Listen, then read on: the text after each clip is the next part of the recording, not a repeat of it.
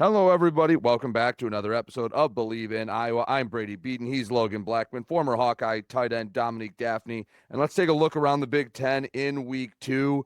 As we talked about when we previewed this week, a lot of boring, and a lot of it came to fruition. So what I'm going to do is in the 14 or however many games there were, 15 games, I'm going to rip through and just list all the games that I don't think there's much to say. If you guys have something to say, stop me and we can have a discussion, but I don't think there's a lot to say. All right, we'll start on Friday. Northwestern 42, Western Illinois 7. Yep. Maryland 20, Northern Illinois 9. That was actually one of the closer games of the weekend, but I don't think anyone really has anything any real strong thoughts on the Huskies and the Terrapins. Ohio State dropped 70 on Grambling, 70-0. So that's what you expect when the number one team in the country plays an FCS school. Penn State got off to a slow start. It was 10-0 at half, but they beat Florida International 34-0. Florida International covered. Skip a couple of those because those are ones we're going to talk about a little more. Indiana plays the second high school team on their schedule, Kennesaw State 56-9. Kurt Cignetti is unapologetically scheduling the bottom tier teams, as many as he can get, and canceling any Power Fours he has. Minnesota 66, Northwestern State 0. The one thing I'll say about this game, I believe at one point the live spread was Minnesota a minus 84.5, which is absolutely insane because this game was 59-0 at halftime.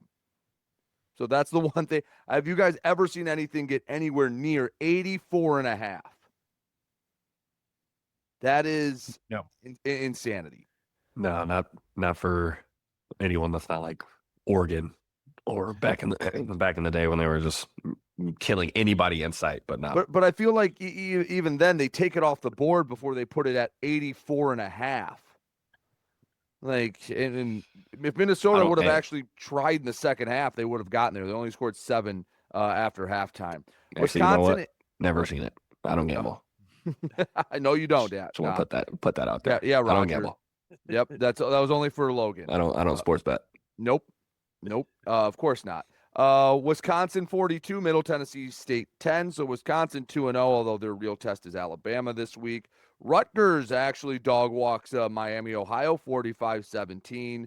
Nebraska did what you're supposed to do to Akron 68-0. Again, I just wish there was more to talk about in some of these. USC gave up 20 points, but they scored 59. Apparently everyone else is allowed to have an offense but Iowa. Purdue 34, Southern Illinois 17. The one thing I did say or see with this is for Purdue, it's the first time they've had a first-year head coach start off 2-0 since I think it was like the 1920s, which is an absolutely wild stat. It's been like 100 years. I don't have the real number in front of me. Washington beats UC Davis 70-10. So that takes us to all the other games. I guess since I'm at the late slate, I don't think we'll have too much to say, but UNLV 30, UCLA 23. How much do you think Nico is wishing he stayed in Knoxville right now? Yeah, that whole situation is just, it feels like a fever dream. It doesn't really feel like it actually happened. And UCLA was such a out there choice given what we saw last year. I mean, we talked about UCLA probably 1,000 times on this show last year. They brought in Tino and Sear as C, but from that, there's wasn't really a lot going for him, and he had the late interception in the game, and yeah, it's been a rough go of things for UCLA. Yeah, and watching Jesus Aguilar do what he's doing, nothing like spectacular, but putting up like good numbers in an offense that's probably the most quarterback friendly in all of college football. It probably stings a little bit, but hey, and not what can losing you do? To UNLV. Road game, Which, by the way, yeah, what AD scheduled that? Like, ooh, you're asking for trouble there. Yeah, I mean, it's kind of giving me like a Spencer Rattler where he was at one point pegged to be like a first round quarterback, and and you're kind of just slowly like, oof, maybe he's the problem. Maybe he's the issue because this game was just sloppy, like just all around. I think there was over 250 penalties. Like it's not, and just UCLA is just kind of toilet bowling at this point. So you got to figure out where they're going so it just doesn't get too bad. But as a program, you got to turn it around. Losing at UNLV on the road, booking UNLV to be on the road is not necessarily the greatest look, but hey, you gotta do something to get better. And I know we don't want to trash them like we did 1,000 times last year, but you guys are making it a little too easy for us to do that. Yeah, I mean, hey, UNLV could be the group of 5 college football playoff participant. They could be the one to sneak in there. So as far as G5 losses go, that actually isn't one of the better ones you can get. One game that was a blowout that I actually wanted to talk about because we spent some time with it when we previewed it. Illinois runs through Duke 45-19, and not that I thought Duke was this great team, but I Bleav Illinois was only like a 2 or 3 point favorite. They had to go down to North Carolina, and that's something that if Illinois was wearing Wisconsin's uniforms, if they were wearing, even Michigan State, like a program that's had some big time success and hasn't been historically a dumpster, that's something a big time program does. That's a game that I was very worried about. At halftime, it was 14-13, and Illinois just stomped them in the second half. The Fighting Illini are for real. And again, I think if they had a different logo and in a different color uniform, if this was Brett Bielema at Wisconsin, more people would be giving them respect. Now they're getting respect in the polls, but this is an Illinois team that you should fear that I'm very confident in saying is going to be a playoff team. Yeah, they look good. They look good. They woke up some sort of, I don't know what happened in that locker room at halftime because everything they tried in that second half pretty much worked. It was like touchdown, field goal, touchdown, and then end game. Like it was just every single thing they tried to do just worked for him. And Darian Mensah made some good throws throughout the game, but then that second half again, it just was completely just all Illinois. And there's some things that you look at for this start could when we talked about how they're somewhat similar in the way they go about things, being defensive minded teams who have 2 very talented quarterbacks. But Luke Altmaier just couldn't do anything wrong in the second half, and they just are. There's a damn good football team. They are, and it brings back those vibes from like the whatever year it was, 2008 with Juice Williams under center and stuff like that. Like I there was a part of me back then that was actually liking seeing Illinois do. It's like, that's cool. You guys are good now. That's fun. And now we're watching Luke Altmaier play, seeing Brett Bielema there. Like they're a fun team. They're a physical team. And this game against Duke, it was just a kind of a stamp to show how good they are. Because it's a good Duke. Duke's not a bad football team, but Illinois made it look like that way in the second half. Yeah, they just turned whatever, like you said, whatever that speech was at halftime. Go ahead.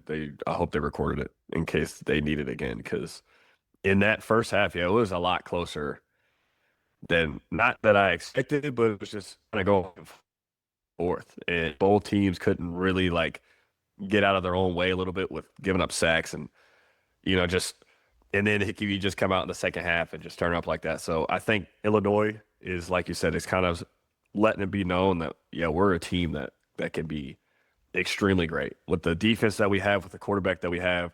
When we finally give him some protection and let him get through his reads and be able to use his legs when he can, we're a really well-rounded ball club. And I feel like that was kind of the message that they sent out in that second half, especially, was that we could really put up points with the best of them, as we talked about in the preview, that Duke can put up points. Their quarterback is really good, and like you said, they're not a bad team. Illinois is just better, and they showed it in that second half. The other blowout game I did want to spend just a moment on, Oregon 69, Oklahoma State 3. I know we don't cover Oklahoma State, but Mike Gundy might be getting a pink slip sooner rather than later. And Dante Moore is going to be a distinct problem for everyone else in the Big Ten. He's a young man that when he went to UCLA was very bad. I mean, there's no other way to put it. He played young. But what I like about him is he left there and said, no, I need time to marinate. I need time to improve, and went to a spot where he wasn't going to play in Oregon, but he saw the long-term play. And now he's looking like he could be a Heisman candidate if things go right this year. He was obviously great for them against Oklahoma State, but man, 69-3, and that was the score at the end of 3 quarters. Like that wasn't late piling on. That was with the whole 4th quarter still to go. That was the Dominique Dafney B to A game, belt to ass, and that's putting it lightly. Yeah, they beat Montana State by less than they did Oklahoma State. Like Oklahoma State had some. They were because they were terrible last year. 3-9 conference play and all that stuff. And they were so like looking at what they were. Look at Mike Gundy's tenure. It was like, oh, there's no way they can be worse than what they were last year. There's just no way they're going to go 3-9 again. There's no way. But you see a game like this, Oregon just absolutely did whatever they wanted, and Dante Moore made some crazy throws throughout the course of this game. And like you said, he's a problem. He's just a problem. He was a 5-star going to UCLA, and like you said, he struggled. He had I think it was 11 touchdowns, 9 picks or something like that. He lost the job ultimately to Ethan Garbers, who we've talked about again 1,000 times in the show before. And going to Oregon, knowing you're going to be the backup, learning from a guy in Dylan Gabriel, who is probably the most the antithesis of that. Like a guy who has been there and he was at UCF, he was at Oklahoma. He's a guy who doesn't force the issue. He's a guy that doesn't take too many crazy chances in the game, but he just makes the right throw. He makes the right decision. He's seen multiple defenses. He's been a part of multiple different offenses. He's had multiple different receivers and running backs and offensive linemen and stuff like that. He has been around forever. I think he's the time leading passer or touchdown guy in college football or something. That's either him or Case Keenum. Those two own most of the high level rankings of college football. So to learn there from him at a school like Oregon, and to see Dylan Gabriel finish 3rd in the Heisman Trophy race, be the last remaining undefeated team in college football, that only boosted what he could do. And learning like that it's a very smart thing to do for a school like Oregon, who can get these kind of guys. And he's going to be a very big problem, and they're just going to be a terror like they have been the past however many seasons. Yeah, and I think that was my point of that you just said, that they were the last undefeated team last year. I feel like that's something they sat on all season or all off season. In the way that they play, they are trying to take, I feel like they're just trying to take everybody's head off. And they're trying to send a message that, yeah, we went undefeated and we did all these great things last year, but then we lost in an embarrassing fashion. And we're not letting that happen again this year. So I don't know what the bulletin board looked like in the season. Felt like I feel like there's a poster of Jeremiah Smith sitting in their facility somewhere that they can walk around and look at and get extra mad all over again, because that's just the way they were playing, pushing people around. They were just big broing everybody, and like you said, they couldn't be stopped. And that is probably the mentality that they're going in with. I feel like that's the mentality Dan Lanning had last year. He probably just turned it up a notch. This year is just, yeah, we went undefeated. Who cares about being undefeated? We want that trophy.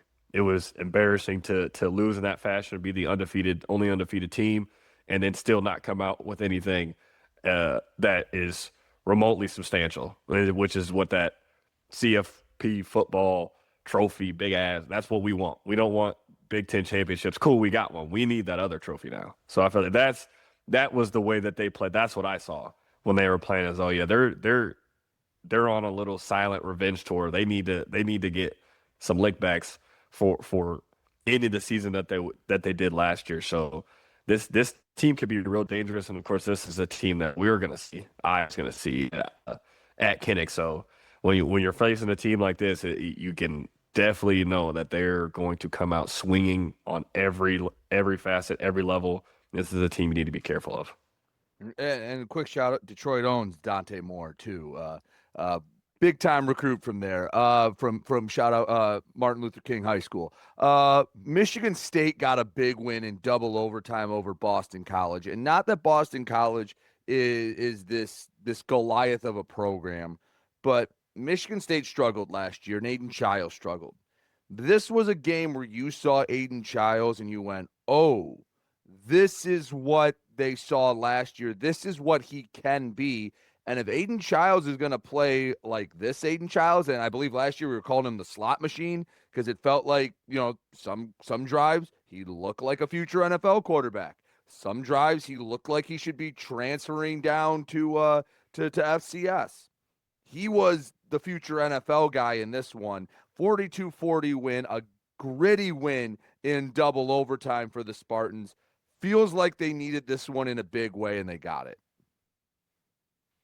Yeah, and to go toe for toe passing the ball with Dylan Lonergan, like we talked about in the preview, like Boston College is kind of transformed into this more passing team with Tommy Castellanos going down to Florida State, and Aidan Chiles that's the game that, like you said, we've seen him, like there's like the little bits, like it's just right there. It's right there. We know he's super talented. He came into this system with Jonathan Smith, and he was like, this is his guy. And we saw moments where it's like, man, that guy's good. That guy's good. And the next moment, oh, there's an interception, and then there's a fumble, and there's an interception, and then he misses 5 straight passes, and there's another fumble. Like, it was just, if something bad happened, it kept going like this. It was like a giant, like, downward spiral type thing. But this game, like 4 passing touchdowns, had a rushing touchdown, picked up some massive first downs with his legs. Like, there was one play, I can't remember, I think it was in the third quarter or something like that. He's dead to rights in the backfield and somehow managed to get like a 15-20 yard run for a first down, like 3rd and 6 or something. Like, there's just that. It's just awesome to see when you see a quarterback like that, and you see like there's so much talent there, and to see them finally like slowly realize that, it's so fun to watch. You're like, man, if you can stay like this at this level, and Boston College, like you said, it's not like some otherworldly powerhouse or anything like that, but these are types of games where you can build confidence on, where you can stay in these types of games and build momentum for the rest of the year, and they can do that. Then they've got themselves, like we talked about with Dante Moore, they got themselves a scary looking quarterback if he can stay that consistent. Gritty win. The Michigan State game still sits hard for me from last year, but it was good to see Aidan Chiles get a game out like this. And it feels like Michigan State's similar to Iowa in the fact that, no, they're not a traditional power, but if I'm a Michigan State fan, with the 12-team playoff, every 2-3 years, I'm expecting to be playing in one of those that they've historically been about the same level. Like Iowa's had some big years, Michigan State's had some big years, and they'll have their peaks and valleys. But this feels like a game that, had Iowa beat Iowa State, we'd be feeling the same way about the Hawkeyes, because it wasn't the prettiest win for Michigan State. They did it with all offense and not a lot of defense, but for the Spartans, it feels like what we would have been saying about Iowa had they pulled out the win in Ames. Yeah, and you got to be, like you said, happy with the progression of your quarterback. And the one thing he did really well that we hadn't seen all year last year was taking care of the ball. And no turnovers, no lost fumbles, no silly throws trying to be Superman. He took what was there. He made plays. He chose decisively. I'm going to throw the ball. I'm going to run the ball when I need to. And they came out with a dub. And that's really all you can ask from your quarterback, is just put us in a position to win. And we will, as a team, try to get there. We will, as a team, make plays. You don't have to try to do everything.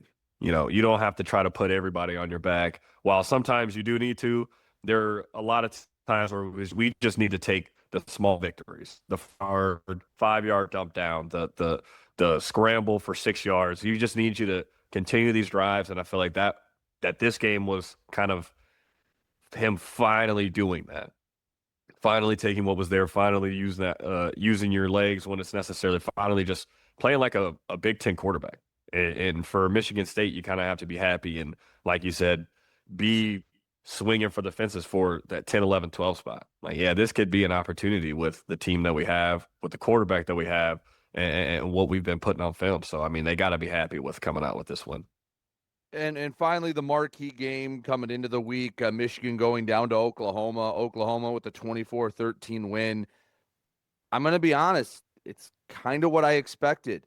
Listen, you don't turn 18, go down to Norman, Oklahoma, beat the Sooners in what's kind of was a must-win spot for Brent Venables and that team, and expect them to and expect the world. Like, I know there are some Michigan slappies out there that in the national media that thought this guy was gonna walk down to Norman, walk across the Mississippi River to get there. And listen, it's going to be fine. We just talked about Aidan Chiles. He wasn't great. Dante Moore was not great at first.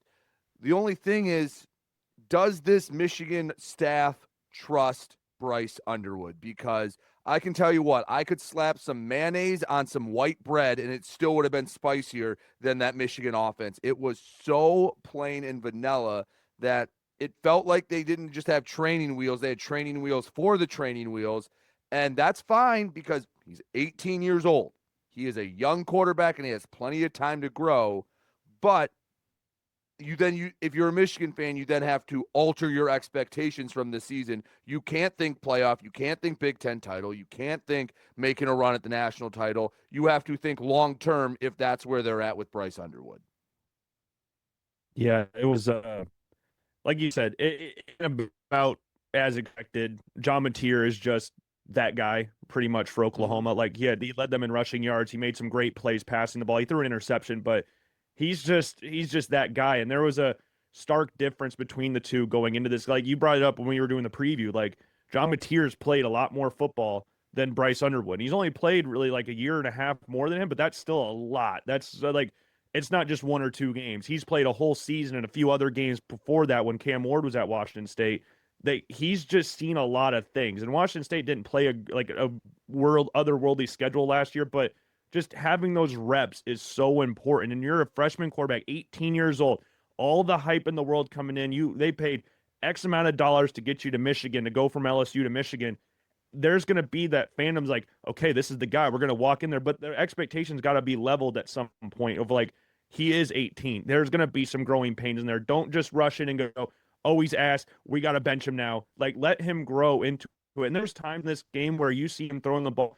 He just moved 100 miles an hour. Like, he's just bouncing up and down. Like, look, he needs to settle, which that will come in time. Like, again, 18 years old. Just keep stressing that. He's 18. He didn't throw the ball particularly well, but like you said, Michigan wasn't really doing a whole lot that was like, oh, we're gonna let this thing rip here. Like they handed the ball to Justice Hayes a lot in this game. There was a weird moment where Bryce Underwood was screaming at Justice Hayes on the sideline. I don't really remember what the context of that was, but yeah, it's a game that went as expected. Oklahoma's just got a better quarterback at this point, but don't just throw Bryce Underwood away because he struggled in this one. You're gonna have growing pains. Oklahoma's a good football team. It's nothing really to look at and go, man, he's so bad because they lost to Oklahoma. It's like, it's Oklahoma. And they're not the Oklahoma under Bob Stoops, but they're still Oklahoma. And there's going to be games like this. You got to move on. Just eat it. Move on to the next one, and he'll be fine. It's hard to look at games like this if you're a fan and just like not go over the edge, but just level it out. It'll be fine. He'll be fine. Give him time. Everything will be okay in the end. That's what you hope, anyways. Yeah, and I think the worst part about it is, like you said, the little choice words that they had for each other on the sideline. Like, we know the team's not playing well, but the last thing we want to do is show that we're frustrated on the sideline. We don't want to be going back and forth. I understand, there's emotions are high and we're frustrated we hadn't scored any points in the first half. And I think he ended up 9 for 24 for 142. Like, that's frustrating. We all understand that he wanted to come out, have a great game against a ranked opponent and kind of put Michigan and himself on the map. But you can't show those frustrations on the sideline, especially in a game like this. It's not going to help. This isn't high school where you can like get after your teammates and they'll like in the movies where they're like, oh yeah, let's go. Like in a game like this, people are going to be like, dude, you're not playing well either. So why are you screaming at me? So it's just like it's a different type of thing. It's a bunch of other older college guys who are looking at this 18-year-old like, why are you screaming at us? You're not doing what you need to be doing. So you need to handle your business before you're going to scream at us and give us the pep talk to we need to get our stuff together. So it's just not something you want to see on the sideline, especially when you're not having a good game. It's not going to make the game any better. It's not going to help your performance. It kind of just lets the other sideline know, like, yeah, we got them exactly where we want them. We're frustrated. They're big. They're fighting with each other more than they're fighting in this game. So that was kind of the biggest thing for me that really showed the age. Is like, that's just not what you do on the sideline. We could go back and forth in a positive or in maybe a little less, but when we're like need to be separated, that's too far. That's not what you want to see, and that's not the leader that Michigan wants. That's not the leader that anybody wants to be frustrated. I love the energy. I love the guys. Let's go. We played our best game. We still in this. It's still a close game, but the frustration can't overflow onto the field, which is what we saw, and it just wasn't good, and it's just they're not going to win a lot of games playing like this in the Big Ten. Spoken like a former Kirk Ferentz coach player, huh? So, I'm sure he'd be happy. Leave it in the locker room. Off on you a little bit, right? Leave it in the locker room. Don't do it on the field. I'm sure you've heard speeches like that at your time in Iowa City before. Oh yeah, plenty. So, all right, guys, final question as we wrap this up. Just simply, what team from the Big Ten impressed you the most in week 2? What stock is rising the most for you? I would it's probably a really lame answer, but I would probably say Oregon, just because there was that no one knew what Dante Moore was going to be this year. Like, we knew he was a 5-star, but we saw what he did at UCLA in that year of maturation under Dylan Gabriel. Like, this go any different direction, but to beat Oklahoma the way they did, just like reinvigorated that thought of like, oh, they're still that old Ducks that we saw last year. It doesn't matter if it's Gabriel, Bo Nix, Dante Moore. They're going to be a team that's worth reckoning with. And Dom brought it up before, where it's like they've got like a new look on them this year, where it's they're going to beat the crap out of everybody. Like there was a block last week against Montana State where a kid pancaked another kid in the end zone. And they asked Dan Lanning about that. It's like, see how pumped he was to pancake him? Instead, they were ready to celebrate the pancake block rather than the touchdown. He goes, yeah, but he blocked the wrong guy. Like, there's a different mind. Like, they're going like that. Like, he pancaked someone. That was awesome, but he blocked the wrong guy. Like, they're focusing on so many little things right now that's like, they're still scary. And I know Oregon's the 4th ranked team in the nation. I know they came in top 10, but just the way they beat up Oklahoma State just was like, they treat them like they were a low-level FCS team this past weekend. Like they just treat them like this was Marcus Mariota, LaMichael James, and all those guys just beating the crap out of them. Like it was a scary thought. But if I had to be more Michigan State, just 8 hours. But yeah, I'll say Oregon. Yeah, who are you buying? Leaning towards Oregon, but I think I'd say Illinois as a whole. I think that second half performance, it just stayed with me, and just knowing that they had that much more in the tank. It was like, guys, we didn't play our best ball. Let's come out here and send a message.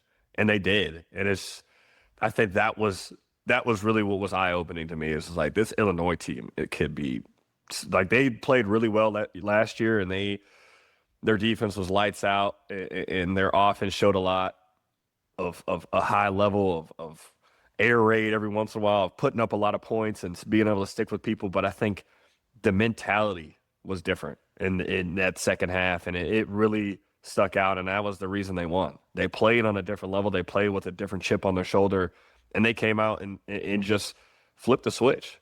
And I think that being able to kind of go up different level and being able to adjust in the second half, and hey, this is what we need to do. We need to come out here and show who we are, and they did. And that's the teams that are going to win games when it gets sticky in this. When it comes to these Big Ten conference games, and you're playing in November, and it's a little chilly. This mindset you're gonna have is, we got to beat anybody anywhere. We could be playing at Walmart. I don't care. Let's play. So the fact that they came out really swinging and put up all those points, they kind of turn it into a little bit of a blowout in the second half, was what really opened my eye. Yeah, I'm on the Illinois bandwagon as well. A sentence that probably hasn't been said in 100 years. On September 20th, Illinois at Indiana is going to have the college football world watching.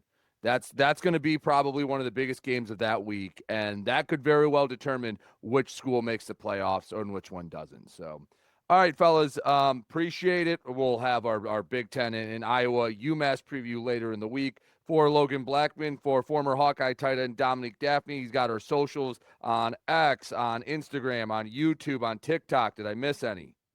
Nope. All right, all at Bleav, BLEAV in Iowa.